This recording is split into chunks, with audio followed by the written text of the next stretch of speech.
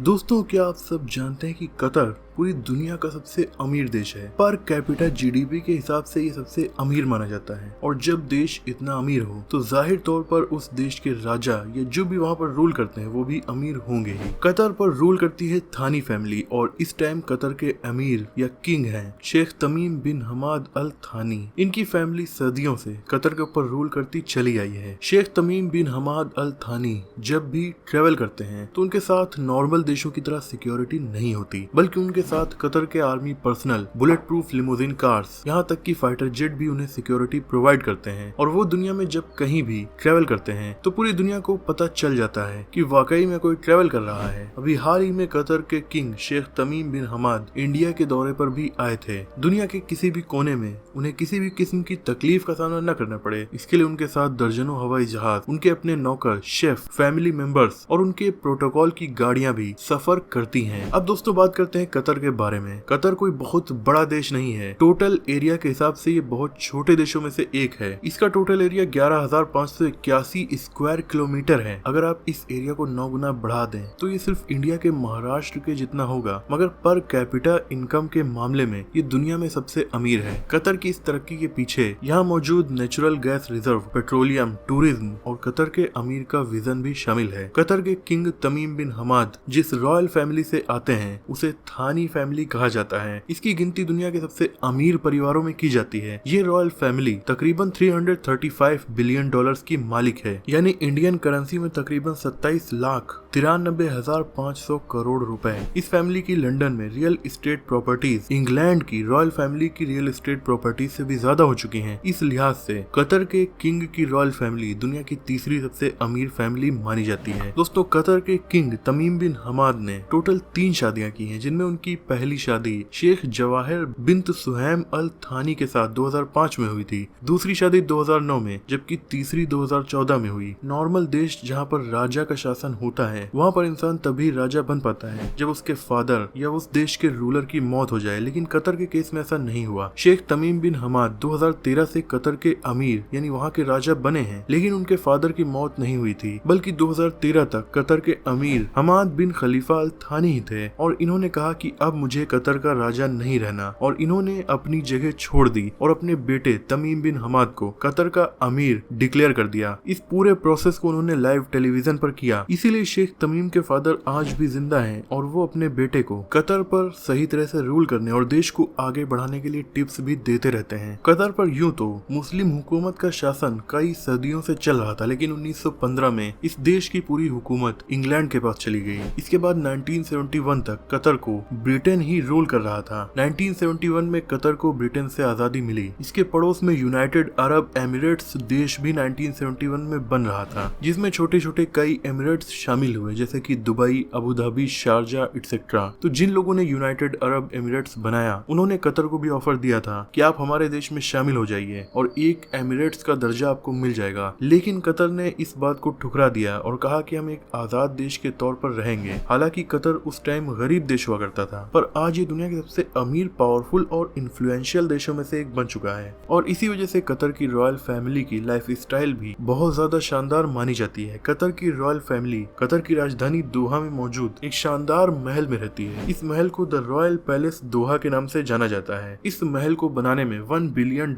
यानी तकरीबन 8,000 करोड़ रुपए की रकम खर्च की गई थी। साथ ही इस पैलेस के इंटीरियर डिजाइन में सोने और चांदी का भी इस्तेमाल किया गया है। यही नहीं, इस महल के सभी आइटम्स जिनमें फर्नीचर, वॉश बेसिन, बाथरूम शामिल हैं, उनमें से बहुत सारी चीजों को गोल्ड प्लेटेड किया गया है। ये शाही महल बहुत ज्यादा बड़ा है। इसमें 500 कार्स आराम से पार्क की जा सकती हैं। पर कतर की रॉयल फैमिली दुनिया भर में अपनी प्रॉपर्टीज को खरीदने के लिए जानी जाती है। इसीलिए शेख तमीम बिन हमाद का एक और महल कतर के बाहर उसके पड़ोसी देश ओमान में भी मौजूद है। 2019 में ओमान में इन्होंने अपने महल को बनवाया था। इस महल को बनाने में तकरीबन $780 मिलियन की रकम खर्च हुई थी। इसके साथ साथ इनके परिवार की प्रॉपर्टीज इंग्लैंड में भी मौजूद हैं। इनका एक नया घर लंदन में भी कंस्ट्रक्ट किया जा रहा है, जिस पर तकरीबन $313 मिलियन की रकम खर्च की जा चुकी है। इसके अलावा कतर की रॉयल फैमिली के पास 2 और महल मौजूद हैं जो कतर में अल खोर और कतर के एक आउटर इलाके में मौजूद हैं। इन दोनों महल को बनवाने में भी $500 मिलियन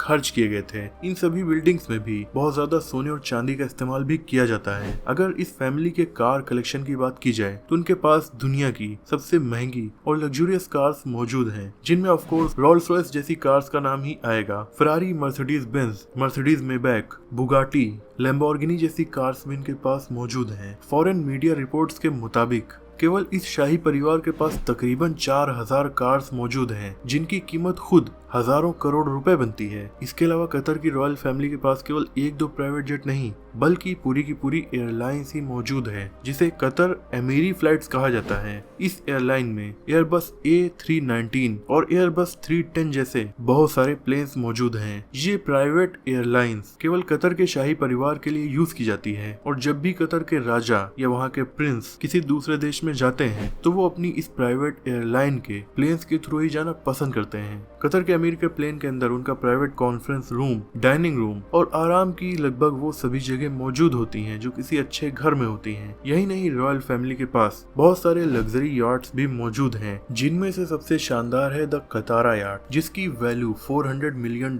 आकी जाती है। 124 मीटर लंबा ये वेसल हेलीकॉप्टर पैड और कई बेहद लग्जरी डेक्स से मिलकर बना है। इसके अलावा इनकी फैमिली के पास अल मिरकाब और अल लुसैल जैसे प्राइवेट यार्ड भी मौजूद हैं, जिनका इस्तेमाल करने के दौरान इन्हें समुद्र में भी महल वाली फीलिंग आती है। दोस्तों, कतर की जो रॉयल फैमिली है वो आज इतनी अमीर न होती जितने की दूसरे अरब देश हैं, लेकिन यहाँ के किंग के विजन की वजह से ये इतने अमीर हो सके हैं, क्योंकि कतर के पास बहुत बड़ा ऑयल रिजर्व नहीं है बल्कि इनके पास बहुत बड़ा गैस रिजर्व है, और इसे ढूंढने के लिए इन्होंने बहुत ज्यादा मेहनत भी की थी। लेकिन जब इन्हें नेचुरल गैस रिजर्व मिला तब नेचुरल गैस की इतनी ज्यादा वैल्यू दुनिया में नहीं थी, पर धीरे धीरे आज के जमाने में उसकी वैल्यू इतनी ज्यादा हो गई कि ये बहुत ज्यादा अमीर होने लगे।